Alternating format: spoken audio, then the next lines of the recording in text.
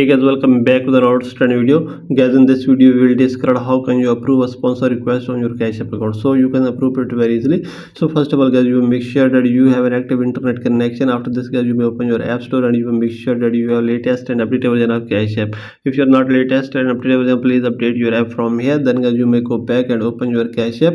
So let's check. You may open this and you may log in or sign in with your account. Then guys, you make sure that your identity is completely verified. If your identity is not verified, you may verify yourself from here. Then guys, you may go back and here you may click here, and here you may show all your activity, and if someone has request for a sponsorship to you, then you may show all these from here and you can accept from here.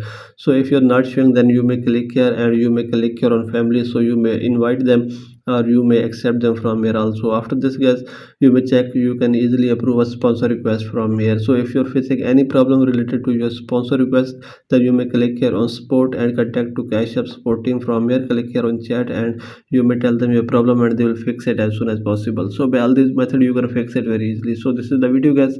For more videos please subscribe our channel.